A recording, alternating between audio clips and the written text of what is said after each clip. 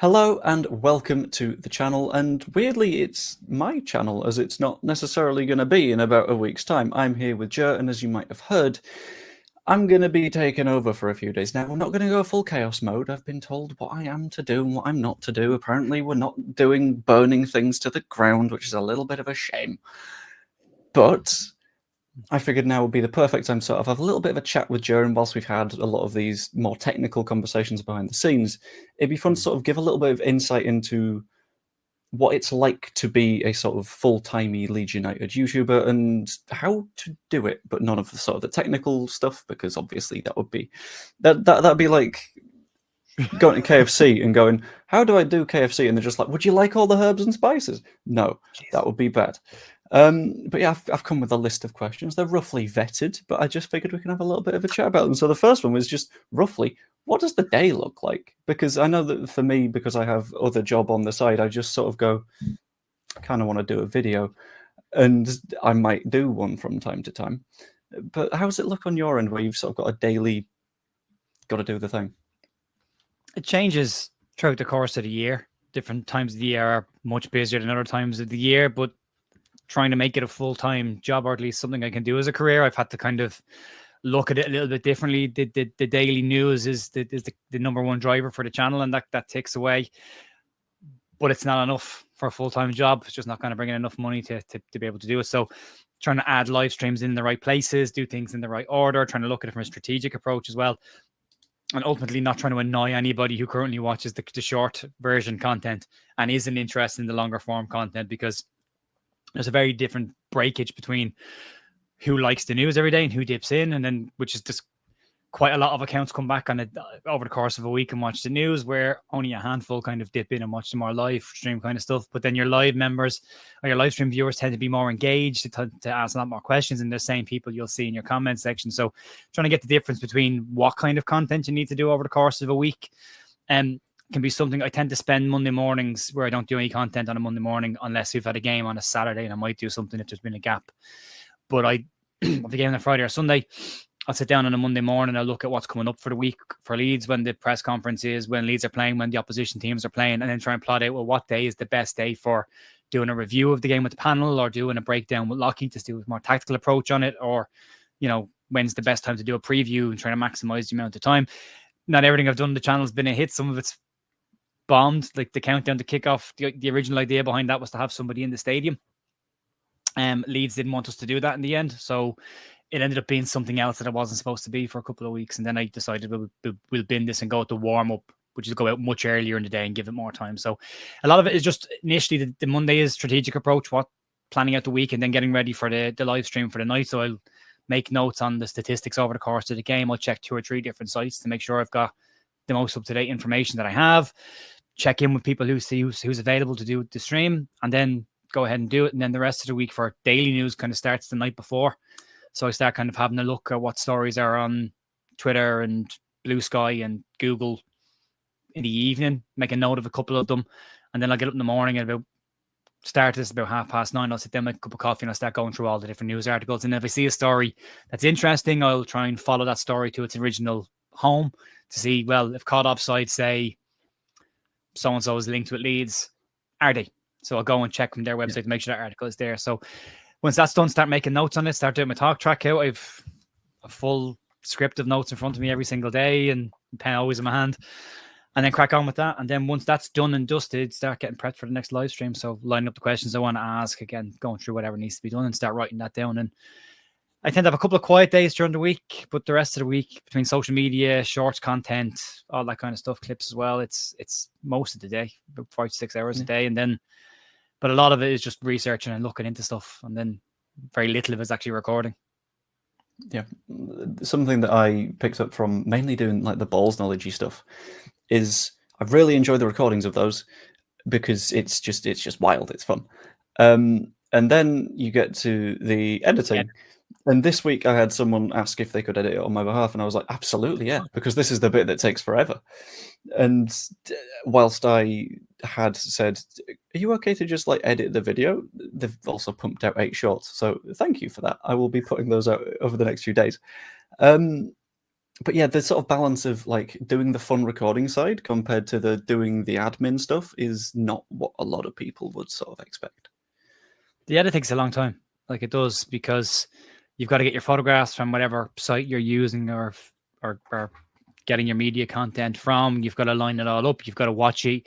Like I will spend a lot of time editing as and ums and pauses out of my video content and try to make sure that flows as well as it can without having to reshoot it every single time you make a mistake. And you do make mistakes. Like the amount of time somebody will say, "Oh, you said Swansea, you meant Luton," and we're like, "Yeah," like because I've just done Swansea the day before and I'm doing Luton today, so I mixed it up in my head. And same with certain players and same with certain days. The amount of people that I'll get will give me a nudge and go, "You spelled that wrong," or "You've done this wrong," and we're like, "Yeah, okay."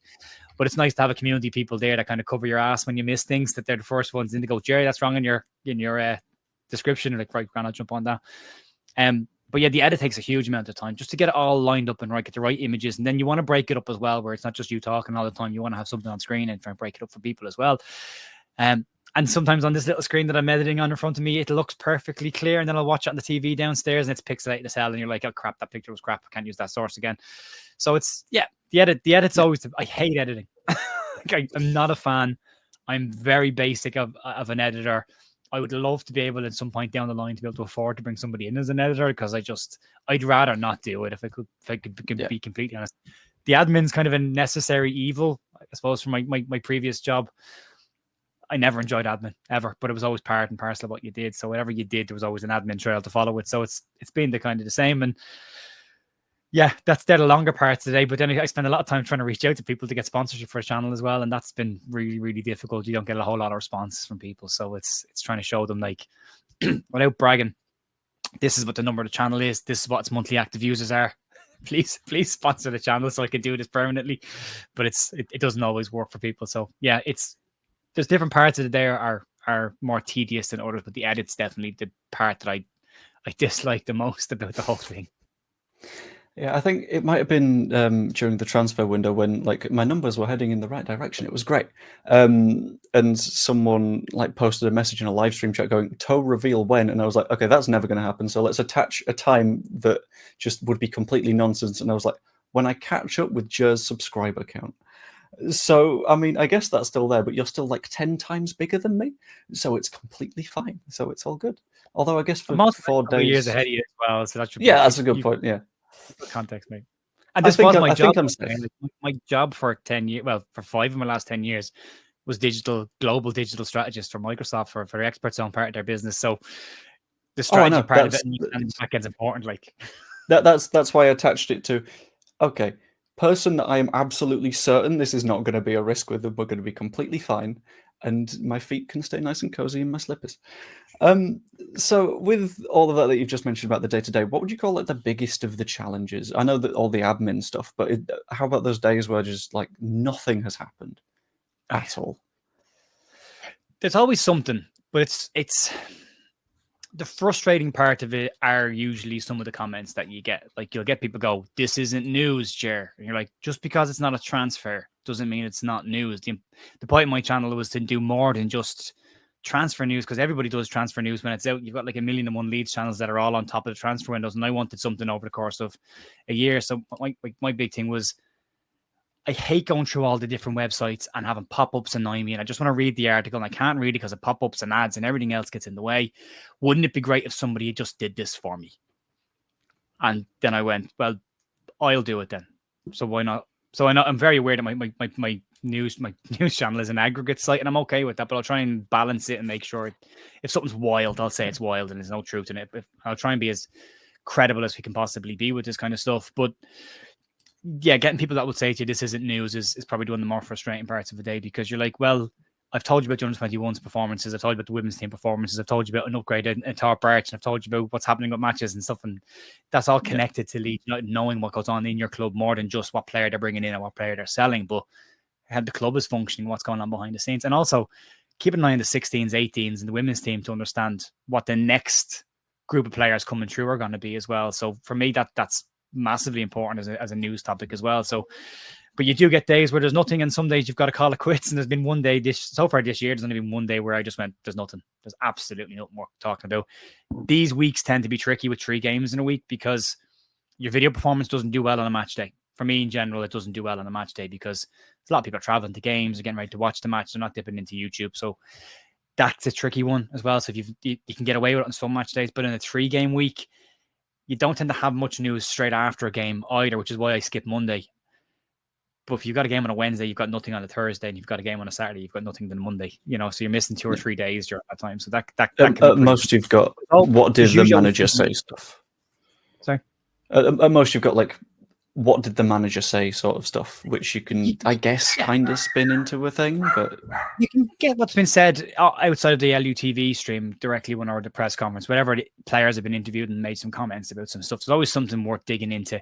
I mean, when Farke was probably under pressure, it was easy to get into comments around Gilavogi doing what he wasn't supposed to do, and why wasn't you probably shouldn't say things like that. Or this weekend it was, you probably shouldn't say Tanaka shouldn't have got man the match. You could have worded that better and said, well, for me, Dan James had a fantastic game, but maybe you shouldn't knock a player.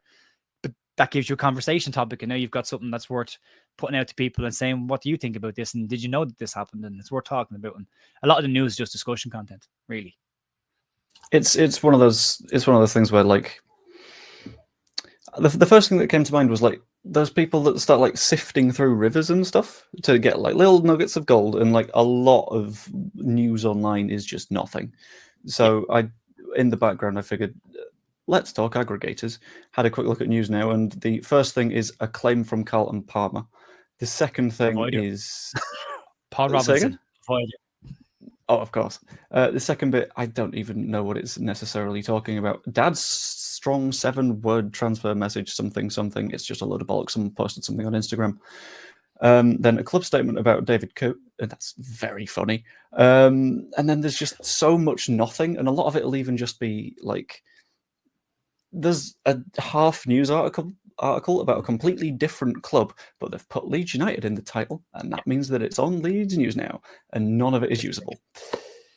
There was a very interesting one about Tanaka during the week, and the headline on it, and I thought it was a really interesting headline. I saved it the night before I was recording the video the next morning, but I was looking kind of Tuesday morning going, there's not a lot of stuff floating around here. I had the Tanaka story that I kept for yesterday because it was about honour and about, how we play for Leeds with one leg. Like that was kind of half in the title. So then I clicked on the article the next morning. I was kind of reading through the first paragraph, and I started making a few notes about it. And I was like, this source says this. And I was like, right, okay, right, grand. And then it stopped after a paragraph, and I went, there's something not right here. And I kept looking. I found the story in 2 or 3 different places, and it was the same in every single aggregator one. It was one paragraph that stopped before telling you what it said in the title, and then just repeated the same paragraph for 6 blocks afterwards. It was the most clickbait article I've seen, and there was nothing in it, but it directed me towards another story, which is about Tanaka breaking records on his passing and interceptions, and that got me on to thinking, well, there's a good story here about Tanaka being a progressive midfielder, but also doing the defensive side of the game probably better than anybody has so far this year. So in one way, you kind of bounce from one into another one and get away from that, but it's really worthwhile. I mean, you'll see it on Twitter or Blue Sky, you'll see a headline and people react to that headline immediately. And then you click on the headline, you realize actually this isn't. That's actually nothing like the headline. Yeah, and that's why it's important to go and check the original source. If Cod Offside say Bild in Germany have said blah blah blah, I'm going to Bild's website, I'm translating it into English, and I'm going looking for the story and see if it's there. And if it's not there, then they're bullshit and that's not real, and we don't cover it. But we just have to make sure you double check it and make sure that the sources are real on it before you put it out there. So yeah. In a similar sort of direction, like my next question up was going to be, what are some of the more annoying stories for you? And I put out a video a couple of weeks back that was like, stop talking about Ryan Kent. Ryan Kent is never coming to Leeds. And it's just because someone had bobbled it up out of absolutely nowhere and said, oh, do Leeds need a winger? 1, no. 2, wouldn't be Ryan Kent. So I feel like that question sort of answers itself. Yeah. I mean, if the question should be, every time you see a news story about a position of a player, do Leeds need that player? No, we don't. We've got 4 wingers. Arguably, you can play Aronson on the right, which I prefer. So, you've got 5 technically that could probably play in those wide positions if you were stuck. Joffrey's 6 if you had to. So there's plenty of options there. You don't need Ryan Kent. The second is Farke talks an awful lot about character of players. So if you see a player being linked with Leeds, go check the stories on them and see what the character is like. The individual, have they gotten in trouble? Have they been in issues with the media? Ryan Kent's been pretty much thrown out of Turkey after being just being a bad egg in the dressing room. So gone.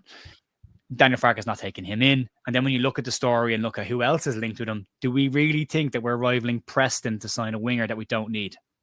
Chances are he's going to Preston. And then you look at the comments around, well, he's a free transfer.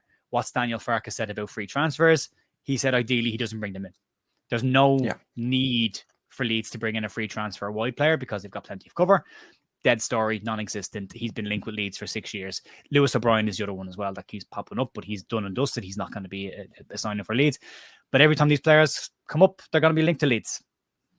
Yeah, and it's not quite the same with, but the ongoing or emerging conversation around like Evan Ferguson is a weird one to me, because it's like, well, in every single article that suggests this, there's a very clear note that says Premier League clubs are interested. Yeah. So why are we saying that that's because he's not even necessarily guaranteed minutes? That feels like that'd be a very, very silly thing to. I don't know. But Farke doesn't start loanies. Ideally, again, he talks about having players that are here on a permanent basis being the priority players. He's also talked about Ethan Ampadu and Ilya Grub. When they come back in, will go straight back into the squad ahead of the players that are there on loan or free transfers. So clearly he has a thought process with that as well. Sorry, Joe, I forgot the question. That's completely fine. It was less a question and more of a, isn't it a pain in the ass when everyone just says the word Ryan Kent and then half of Twitter goes, ooh, because he's a player that, 90% of people haven't even seen him play, but they're like, but we were interested a while back. It's like, but the Evan Ferguson one's interesting because this is where having an ex-Leeds player as a reporter on a aggregate site, so like say take MOT Leeds News, which is a really, really good app for like centralized news. Not always the most truthful of locations for stuff, and very heavy on opinion versus fact. It was suggested during the week by Carlton Palmer that Leeds would be crazy not to look at Evan Ferguson in January. That is the emergence of this story around Leeds and Evan Ferguson. Somebody's opinion that we should have a player that we are not currently set to be interested in, but we should have them. And then that's evolved into Darren Bent has talked about what Carlton Palmer's comments on Ferguson going to Leeds, and now the story today is Leeds United linked with a move for Evan Ferguson, which just isn't the case at all. So it's Chinese whispers that turn into, nonsense stories. And that's the thing is you've got to, again, by going back 2 or 3 steps on it, you can go, there's no story here. It's just someone had an opinion and that's it. And it's not worth covering unless you're covering opinion pieces, which is fine. The stories are as empty as this battery is now. Sorry about that. So with all that in mind, because we know that there's all the hurdles and there's all the challenges, what have been some of like the bigger highlights? Are there any sort of individual moments that sort of like scream out at you as like, okay, this was like a really, really cool like video or story that you covered relatively early? So for example, when I was writing for these absolute dog shit like aggregator sites, because like it made a bit of money and it was COVID and I'd been made redundant twice within 6 months. Let me off. The sort of general gist was I will find absolutely anything and work on that. So one of the things that I was proudest of was I got a story about how some of the lights in one of the boardrooms were switched on transfer deadline day to number 2 of News Now.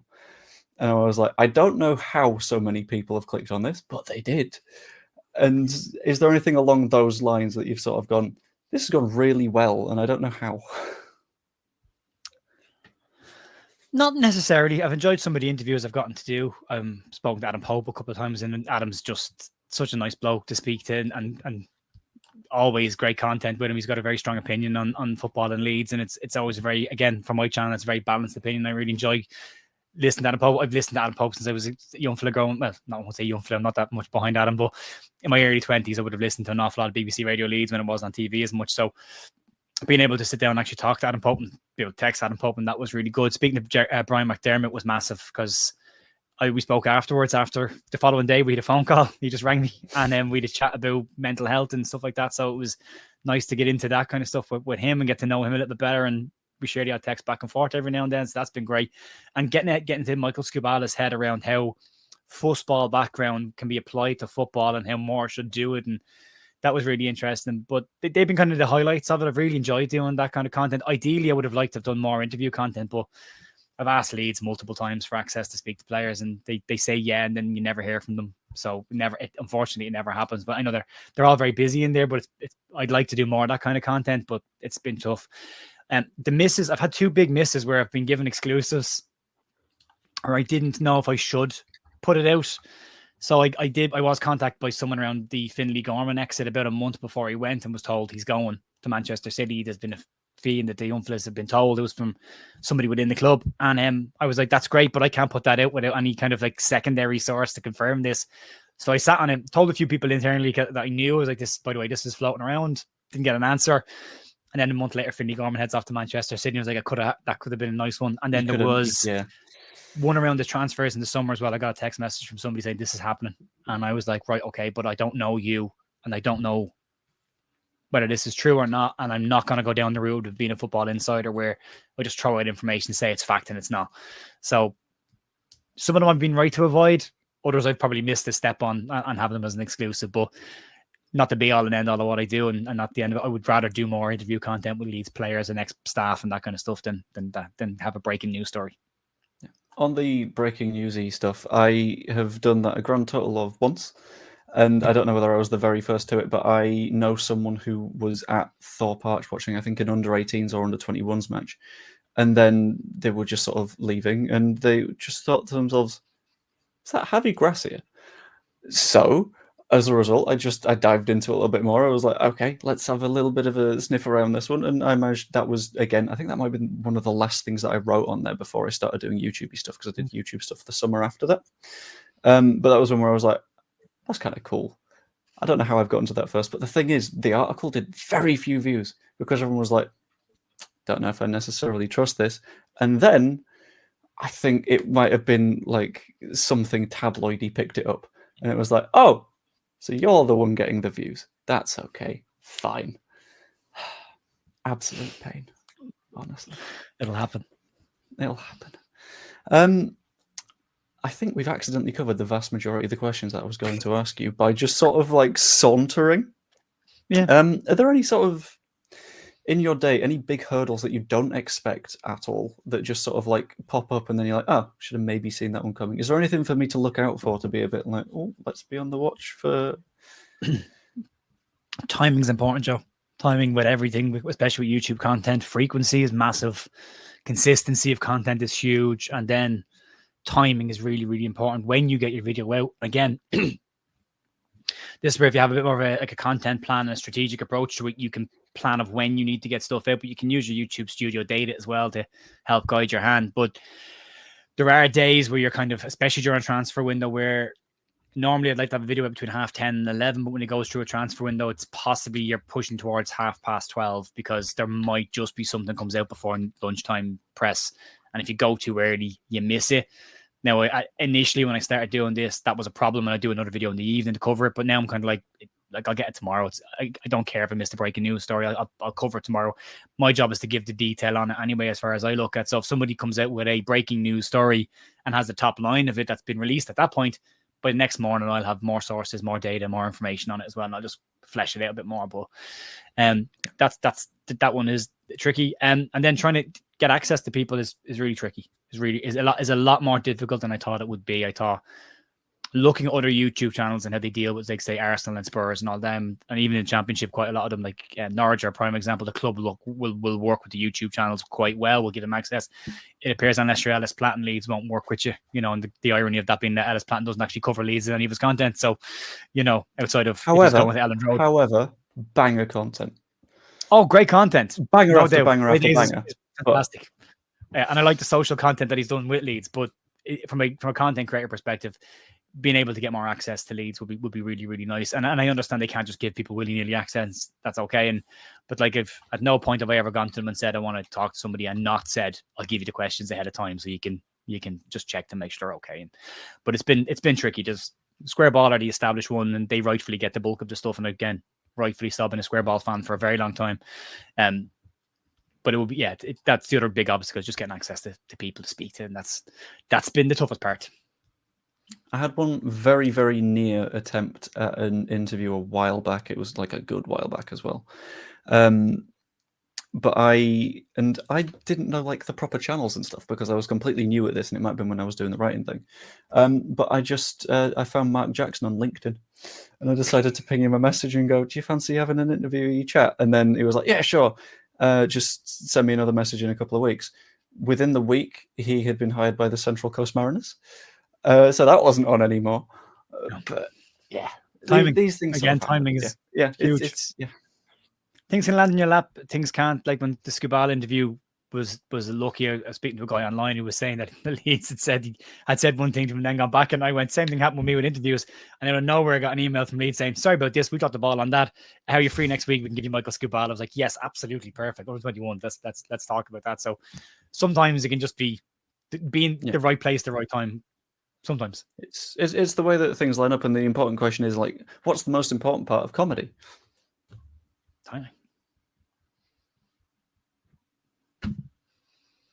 Timing. Anyway, having a stand-up in the house makes that easier for me, Joe.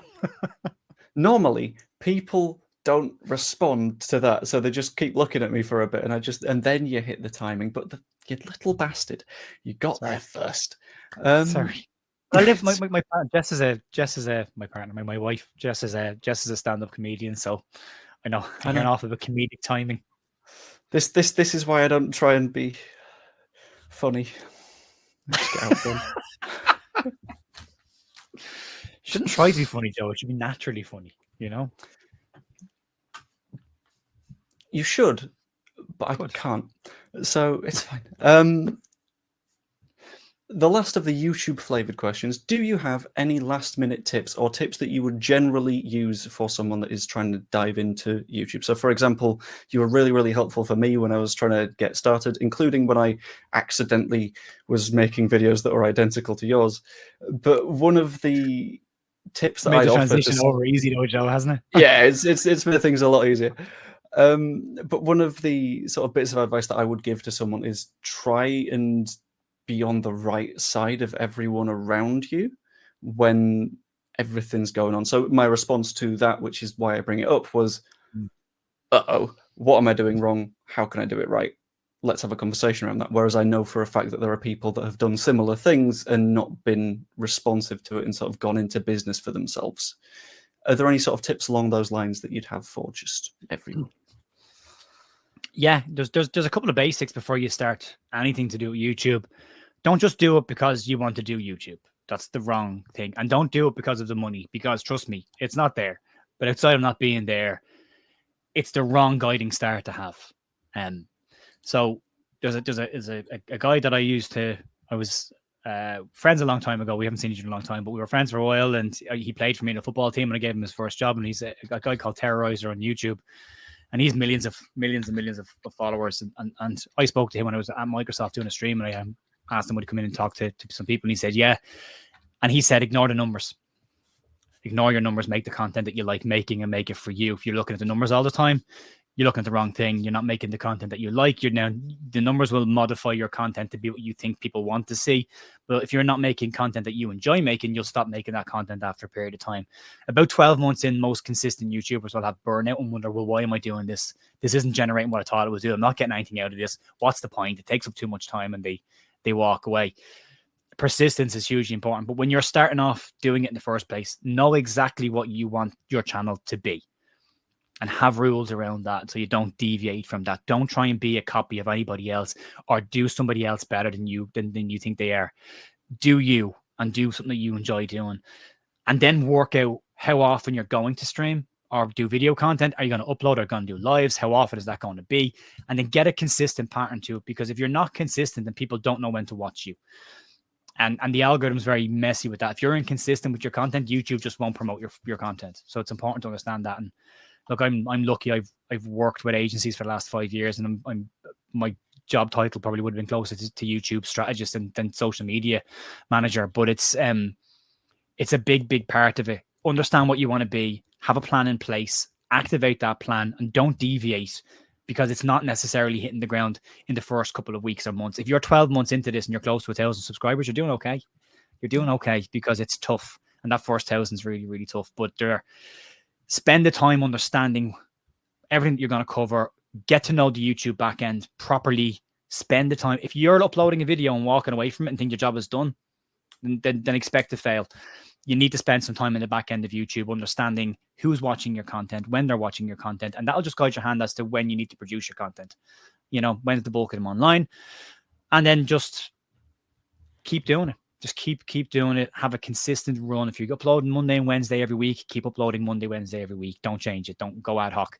If you're stupid like me, you'll decide to do a daily YouTube channel, and 2 years into it, you realize I haven't had a full week off in 2 years. I wonder is there anybody who can cover me for my honeymoon? So, yeah, there's that. So you need to be able to make sure you've got time for yourself as well, and it can be done.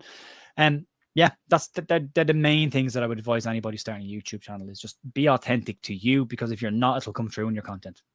Yeah. On the sort of making stuff that you enjoy making front, weirdly, one of the most helpful comments or like live chats that I've seen that was directed at me, one was in a Leeds presser, which was really nice, and two, I think it specifically said, and opinions like this are why your channel isn't growing as fast anymore. And that sort of made me go, no, yeah, you're right, but I don't mind that, because since the window, because since the window closed, I've been like, right, okay, cool. I'm going to focus on like work stuff, and then I'm going to do this as the fun hobby, which means doing things like the balls knowledge stuff, which means doing sort of longer live streamy things, which includes the Football Manager stuff, which I know doesn't do numbers, but I have fun with it. Thank you. But I know that I have fun with it, and that's the difference. And so whilst he was saying, this is why things aren't growing for you right now, it's like, not quite. The reason that things aren't growing for me right now isn't because of my opinions, it's because I'm enjoying what I'm doing. And if I just pointed myself in the direction of growth, then not only would I, maybe the numbers would get a bit bigger, but long term, I'm going to start hating what I'm doing. Yeah. Absolutely, you will. It's again, go back to the point. It's you shouldn't just be starting a YouTube channel because you want to make money on YouTube. The amount of people that I've spent time sitting down and speaking to, and they've like, well, how do I get monetized? When do I get monetized? And like, well, this isn't going to work for you. And then ultimately those conversations have been pretty short, and they've gone off and done it their way anyway. And then they've come back a year later going, I'm still in the same position I was a year ago. I was like, well, shocker on that one, that you chase the cash, because the cash isn't there unless you're on hundreds of thousands of subscribers and you're getting 25 to 50, 100,000 views per piece of content. You're not making major money. Like, you're not making anything near life-changing money. I'm just about making do, and the only way I make do is because I've got somebody else in the house with a full-time job who's paying our mortgage and looking after most of our stuff. While I try and get this to a position where I can make money from it, but it's a slog, and I know I won't grow until the 2 transfer periods of the year. That's the major kind of time period, because that's when everybody dips back in for their news, because that's what they want to see. So if you just make content to pander to an audience, the amount of people that will tell me, I say the amount of people, it's probably less than a percentage of, but like of the comments, there'll be people saying, oh, you shouldn't do this, you should do this, or you shouldn't do this. You're taking advice from people that don't do it themselves, which is a dangerous thing to do in the first place. I think you should do your content like this. Well, if you think that, you do it. And then tell me how successful you are and how you get on with that, and come back to me, and then I'll replicate it. But what I do is based on what I wanted to do, the content I wanted to see that nobody else was producing. So I went and made it because I wanted it, ultimately. And I get the chance to, I don't get the benefit of watching it because I don't watch my content, but I get the benefit of at least going through all the bits and pieces and making it. And I enjoy doing it. And I love the conversations with Lockie around the breakdown. I get to go into my coaching background. And I love getting into that kind of stuff. And I love the match previews and the reviews. There's a ton of data that I have to get ready for that, but I enjoy putting it together, and it makes me feel like I've achieved something by the end of it. The numbers never great. The numbers on the reviews and the previews and my live content aren't brilliant, because my channel is first and foremost a news channel, but the rest of the stuff is additional, and numbers aren't always huge, but I enjoy doing that stuff. So I do it because I enjoy doing it. So you've got to like what you do in any walk of life. Same with your job. Like, if you hate your job, get a different job. If the money's the only reason keeping you there, chances are your anxiety or your stress levels will move you away from that job anyway at some point. So go do something that you're at least moderately happy with doing, and then you'll be able to do it. But if you don't, you'll half-arse it for a while, you'll get fed up, and you'll walk away. Yeah. With the making sure that you enjoy what you make and stuff as well, that doesn't necessarily, there's not a distinction between do what you like or do what does well. because like looking backwards, the most successful thing that I did throughout that entire transfer like period, for me at least, was the weird little Tanaka's on a plane stream, which was basically, let's have a little bit of a talk about the transfer, and then someone was like, we could just watch it, and then it was like 2 or 3 hours of just everyone watching a plane fly in from Dusseldorf. I got the premium version of Flight Tracker, and I followed it in like a 3D thing, and I was like, okay, cool, where are we up to now? Is that Norfolk? That's nice. And it was just such a nice, chill stream. And that's the thing, it did really well as well, because everyone was there because they were like, cool, this is quite nice and chill. Really good. Yeah, it was just, something different. Yeah. But me and Stats have done some stuff that's different from times. Like we've done the Howard Wilkinson stream. We did our reviews, our previews slightly differently. We decided to focus them all around statistics and that kind of stuff. So it was different to everybody else. And again, just you need to be you no matter what you do. Because if you look at the choice you've got at Leeds channels, I mean, look at the bigger channels. My channel is very different to Connor's One Leeds channel, but Connor has his own style and his own approach, and that's successful and it works for him. And he's authentically him, and he's not anybody else. You look at Joe Wayman on Just Joe show. Joe is authentically him. If you want the emotional, passionate response to stuff, Joe's the man that you go to because he will mirror your emotions on that, and he's very successful at what he does. If you look at Ollie and Evie and Not Another Leeds podcast and Art Know Better and Leeds That and all the different ones that are out there, they're all authentically themselves. They're all different in some degree.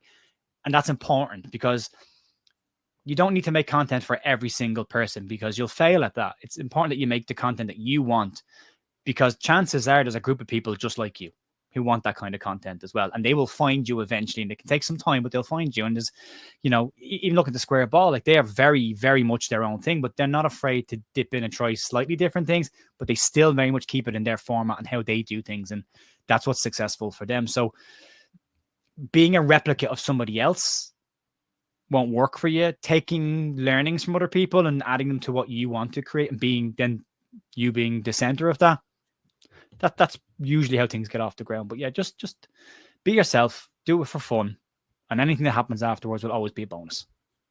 Yeah. Like I don't want to do this, Joe. I'd like to work for somebody else. I'd like a Rich Leeds channel to go, do you want to come and do content for us? And I'm like, yes, absolutely, let's go.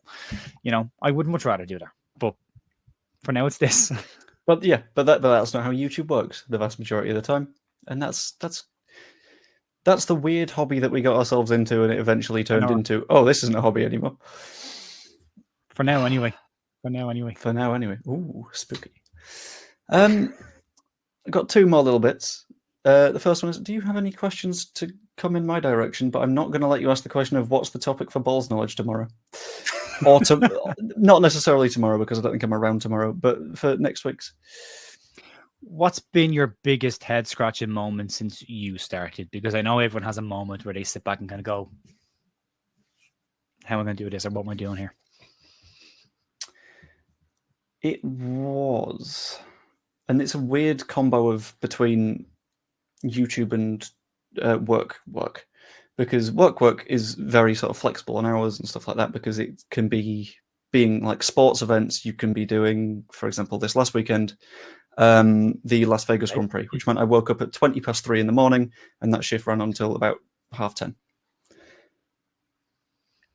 It's a weird thing trying to make that mix in with the whole schedule YouTube and also treat YouTube as a job, as work, as something that you need to like have responsibility for. The two, it's really hard to sort of mesh, which I imagine is a lot easier if you've got like a standard 9-to-5 sort of thing. But even then, you're working for like 40 hours a week, which makes it tough. If you're not working at home and you're traveling to work, it's trying to find the time. Like if I've said this as well, if I go back into full-time employment, chances are the channel massively decreases from where it is. And right now, it's a very strong possibility that I have to look at that and go back to work because I don't have. It's nice so often I can, rely on my wife to bring in the money before I have to, step up and start bringing in money as well. So, yeah, you're dead right. Like you've got to be able to manage that time. Yeah, and if you are someone that is like doing YouTubey stuff and also having a job and thinking, well, I got to force myself to do a video, don't do that, because having done that for a little while when I was doing I'm going to do a live stream every single day for the rest of the transfer window or whatever it was, I got to the point where it was like, I need to breathe. Because even then, that was a moment where I was sort of getting a little bit too caught up in the numbers and stuff, because I was like, okay, cool, this is a period in which the channel is growing. Let's take advantage of all of that. Having gotten to that point, there was a little bit of me that focused a little bit too hard in on the numbers, and a lot of the fun stuff that I was doing, so for example, the Football Manager-y stuff, dropped off a little bit, because I was like, no, I need to do a newsy thing instead. But obviously that meant that I was enjoying it a little bit less. So that's why earlier this afternoon I did a stream on Twitch. Just out of nowhere, I was like, cool, I want to try something completely different. And I know that playing a colony survival game where the chat gets to attack me with wildfires isn't necessarily going to go well on YouTube. No. So I just sort of decided to do that over there. And it works out. Yeah. It was fine. But yeah. Yeah. Like, I know I'll do short content and put it on TikTok because I kind of have to. But I'm 43 years of age. Am I the demographic for TikTok? No, I'm not. You know, and it'll do okay, but it won't do big things. And that's, I mean, I'm 26. I'm not sure I'm the demographic for TikTok. I don't know what the demographic is anymore. We'll find out in January when it's gone.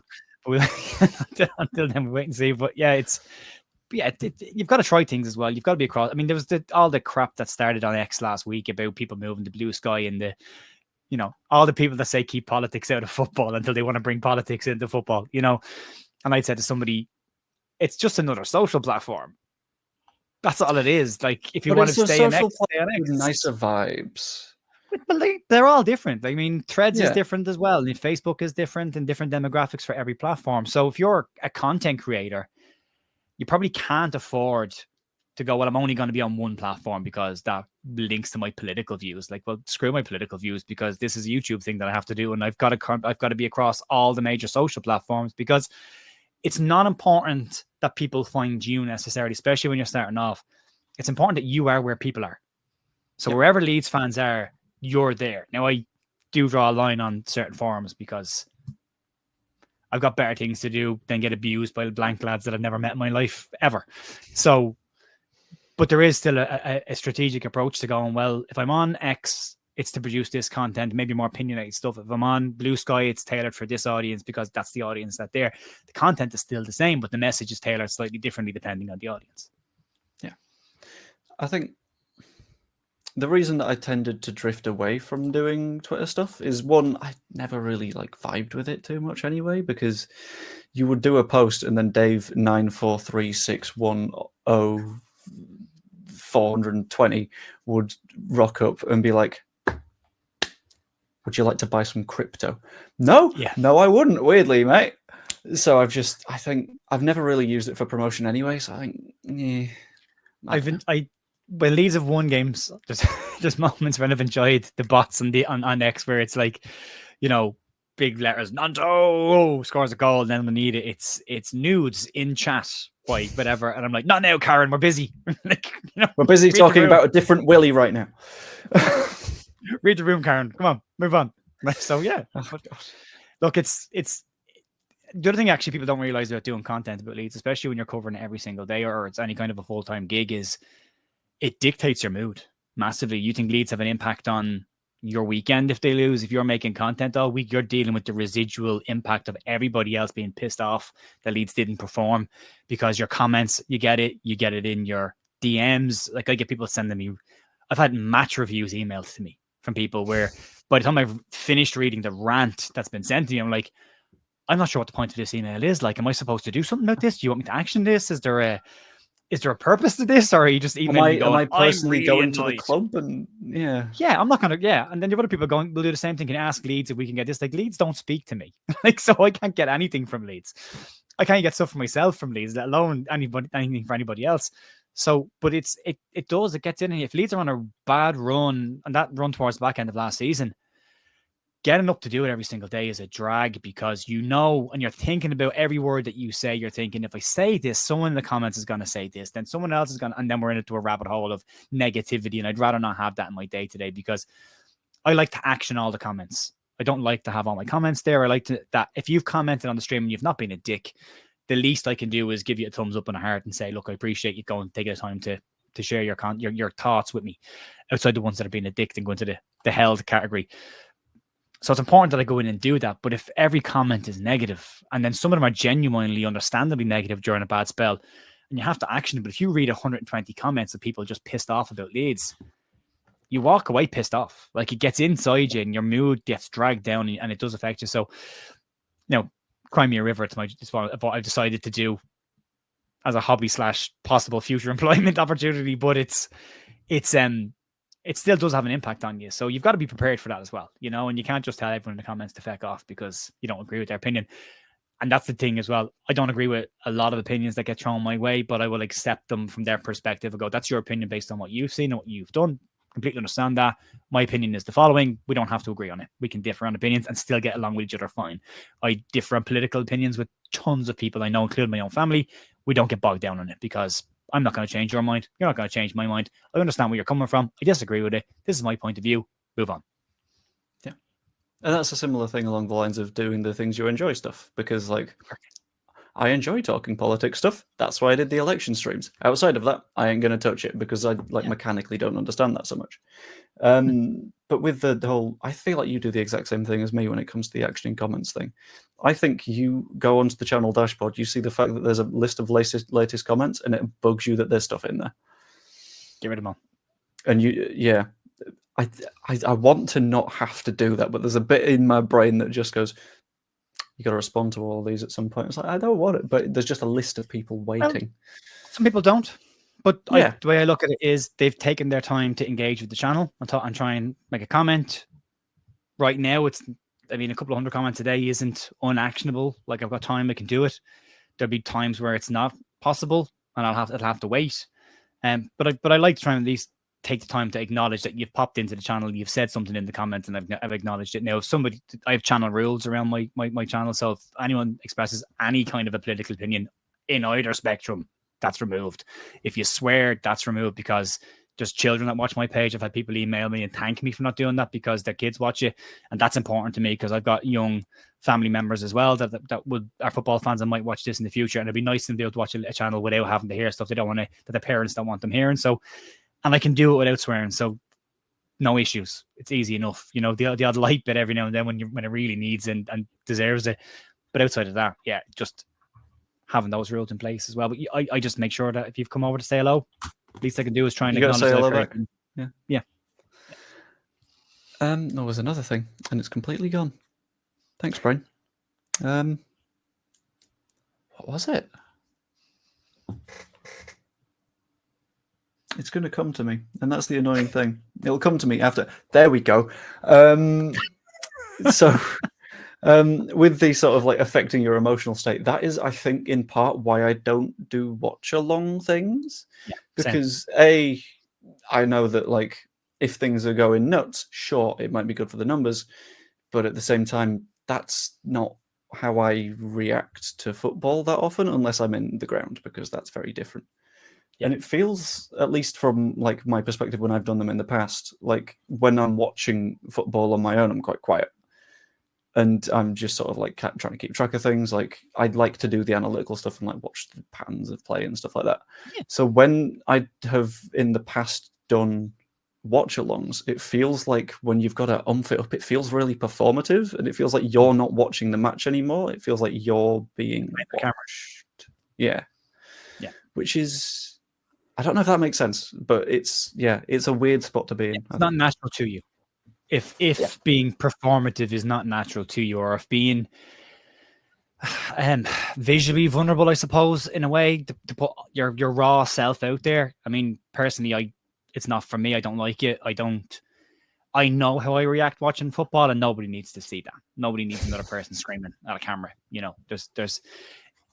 I love watch-alongs because there are times I just don't want to watch a match alone, where I'd like to have someone talking about the game that I can at least verbally interact with, even if they're not reacting back to me. Do you know what I mean? There's moments where you're I want to know if what I'm thinking is valid here, or if I'm just out on my own. And I think they're very good from that perspective. They're worth the wait and go. It's just not a personal thing. I just couldn't do it because I don't think I do it justice, and I think it would just be for the sake of doing it. And there's enough, again, there's people that we've done content with who are doing that, and that's an important part of their day. And I don't want to take away from what they're doing either. So I don't want to do content that's going to split the fan base or take numbers off of them. That's their the news is my day today. That's their go-to number one piece of content. So leave it alone, let them do it. And they're very comfortable doing that. And they do a very good job of it. So leave them do it. Yeah. With the not watching football on your own sort of thing, I think looking at it, I'm in a similar sort of spot, because what I tend to do is I tend to watch like the preview bits of watch-alongs, but then I tend to dip as the match itself kicks off. But that's because I tend to watch it in Discord with my brother and a couple of friends, so I've got that same sort of vibe going. But I kind of see what you mean on that, because the entire process is just sort of like there's a person with you, which is kind of interesting. Again, as you mentioned earlier, there's a psychologist experiment to be had in this one. Oh, there really is. But there's like, you look at the amount of people that watch-alongs, even when a game is on TV. Clearly, there's a market there for it. Clearly, it plays an important part in people's afternoons when there's football on. Like, there's clearly a huge amount of people that want that interaction with somebody when they're watching football. Maybe don't have it where they are. Maybe they're in a family where they're the only Leeds fan. So it's a great thing to have and be able to interact with people. And if you find the streamer that matches your vibe, even better. Like, you can go along with it. But yeah, look, it's again with YouTube, it's horses for courses. Whatever you're comfortable doing, and you can do it well, and it's worth doing for you, and you enjoy doing it. Doesn't matter if there's 2 people watching it or 2,000 people watching it. If you enjoy doing it, knock yourself out. Yeah. And at the end of the day, if it doesn't quite work out, then that's okay, because you've done something that you've enjoyed doing at the same time. Exactly, yeah. You got something out of it, at least emotionally. Yeah. Got one more question for you, and this is one that, since this is going out tomorrow, you are immediately going to be held to account for. Do you have any predictions for the match tonight? Do you have your predicted man of the match, a scoreline, and then a silly event that might happen in the match? I'm probably wrong on this. I think 2-0 Leeds win, but I don't think it'll be a straightforward 2-0. I think Luton will cause us problems. They might even score set pieces. I'm worried about them on set pieces. So I think that if anything does crazy, maybe let's say 2-1. Go for the most Leedsy score. We'll go 2-1. And the mad incident will be some form of a set play that bounces in off somebody, either an OG or, a silly moment, but it'll be preventable anyway. And scoreline 2-0, 2-1, that would happen. I don't think it'll be a straightforward game for Leeds. I don't care for Luton are down the bottom half of the table. I think they've still got good players and could still cause us a problem. And then the big one for me is, will Daniel Farke be spooked by conceding 3 goals and go super defensive? Or will he look at the fact that we scored 4 and let the lads off the leash to go and do it again? And that's one thing I'm going to keep an eye out for. Okay. That could be very, very fun and interesting, I think. So, thank you for popping on, and thank you for watching. If you've enjoyed, pop a like on the video. It's been a long one. That's always really appreciated. Subscribe if you're not yet. That's always also fantastic. Or even become a channel member. You'll get stuff like this video right here early. I think I'm going to release this at like 5 on Wednesday before the match has happened, and it'll come out tomorrow morning, probably. But yeah, hope you enjoyed, and I will see you later.